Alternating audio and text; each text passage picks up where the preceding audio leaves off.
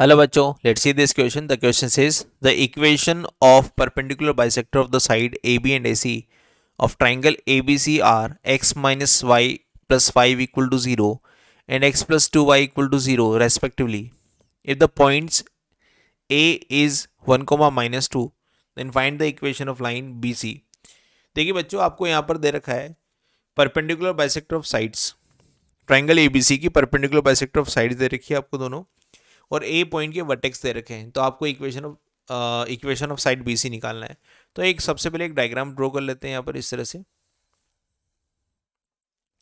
ये हमारे पास triangle A B C है जिसमें आपको वर्टेक्स ए बता कर रखा है। वर्टेक्स ए दे रखा है 1 कोमा -2 इस तरह से। अब आपको दे रखा है ए बी साइड का परपेंडिकुलर बाइसेक्टर। तो परपेंडिकुलर बाइसेक्टर मैं बनाता हूँ कुछ इस तरह से। बाइसेक्टर है तो ये इक्वल पार्ट्स में डिवाइड होगा, और परपेंडिकुलर है तो ये एंगल 90 डिग्री होगा। और इस लाइन का इक्वेशन है x minus y plus 5 equal to 0। Similarly second line भी आपको दे रखी है, ये भी परपेंडिकुलर बाइसेक्टर है। तो ये परपेंडिकुलर और बाइसेक्टर है, ये वाली लाइन बराबर है, ये 90 डिग्री पर है। तो इस लाइन का इक्वेशन दे रखा है x plus 2y equal to 0।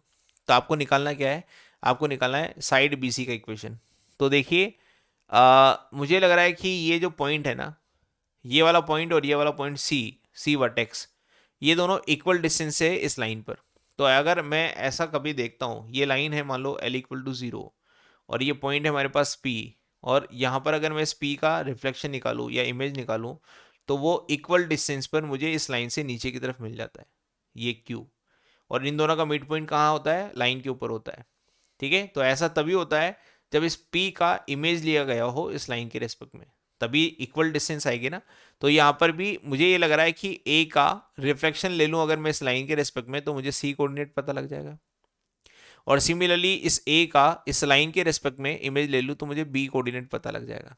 तो हम इमेज निकाल लेते हैं।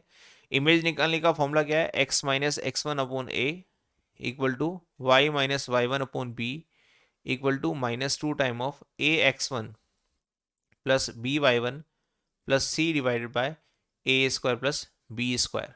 ये हम किसी भी पॉइंट का किसी लाइन के रेस्पेक्ट में इमेज निकालने का फॉर्मूला ऐसे देखते हैं, जहाँ x1 y1 वो पॉइंट है और ax plus b y plus c वो लाइन है हमारे पास। तो अगर मैं 1 कोमा -2 का इस लाइन के रेस्पेक्ट में इमेज निकालूँ तो वो बन जाएगा x minus x one divide by A x का मल्टीपल है 1, y माइनस वाई वन जो कि -2 है इसकी वजह से +2 हो जाएगा, और b हमारे पास है 2 equal to -2 time of a x one plus b y one plus c, मतलब पॉइंट को लाइन में रख देंगे तो 1 माइनस 4 और divided by a square plus b square. तो 1 का स्क्वायर और 2 का स्क्वायर 5 बन जाएगा, ये 5 इस तरह से। तो अगर मैं x minus one first and last को अगर मैं बराबर कर दूँ इस तरह से, तो x minus one upon one equal to कितना बनेगा? ऊपर से बनेगा माइनस का 3, तो ये बन जाएगा 6/5। तो x इक्वल टू हो जाएगा हमारे पास 6/5 प्लस 1, जिसको मैं लिख दूँ 11/5। सिमिलरली सेकेंड एंड लास्ट इन दोनों को बराबर करते हैं, तो y plus 2 divide by 2 equal to 6/5।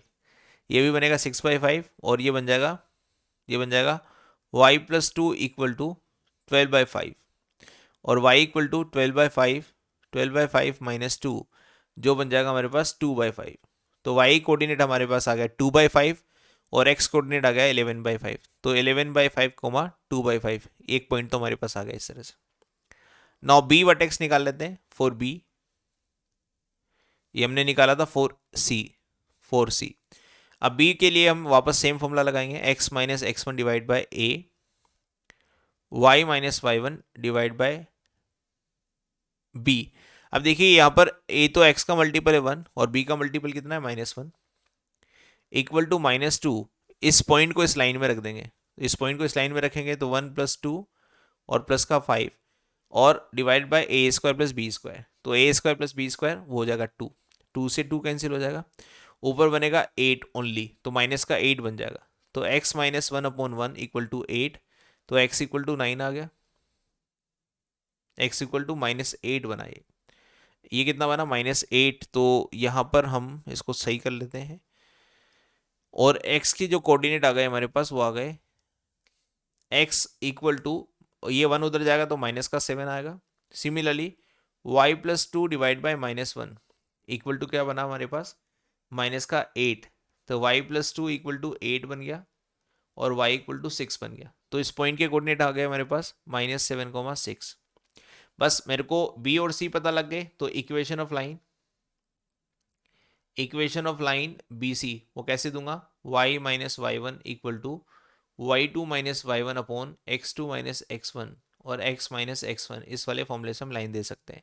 y-y1 क्या है हमारे पास 6, और x-x1 क्या है हमारे पास -7, 2/5 y2-y1, 2/5 और हमारे पास है 11/5 प्लस x1, तो वो है -7, जिसकी वजह से +7 आ जाएगा।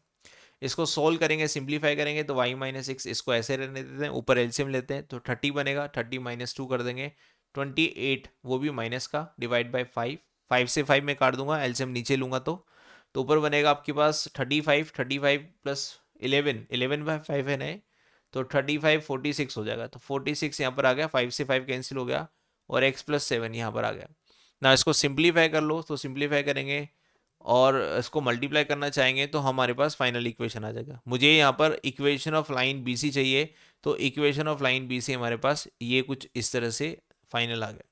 This is our equation of B C, this is our equation of B C. ठीक है, सिंप्लीफाई करना चाहें तो सिंप्लीफाई कर सकते हैं। इसको आप 2 से डिवाइड करेंगे तो ये बन जाएगा आपके पास कुछ इस तरह से, y-6 इक्वल टू -14/23 और x+7, इसको क्रॉस मल्टीप्लाई करेंगे तो फाइनल लाइन हमारे पास कुछ इस तरह से आ जाएगी, 23y plus 14x -40 equal to 0। Simplify करने पर ये लाइन हमारे पास कुछ इस तरह से आ जाएगी। क्योंकि ऑप्शन नहीं दे रखा है तो हम ऊपर भी इसको छोड़ सकते हैं इस तरह से। तो इस क्वेश्चन का फाइनल आंसर होगा ये 23y plus 14x -40 equal to 0। तो equation of line B C ये हमारे पास आ गई फाइनल। तो इस क्वेश्चन का फाइनल आंसर हो गया B C line equal to 23y plus 14x -40 equal to 0। Hope you understand this, best of luck.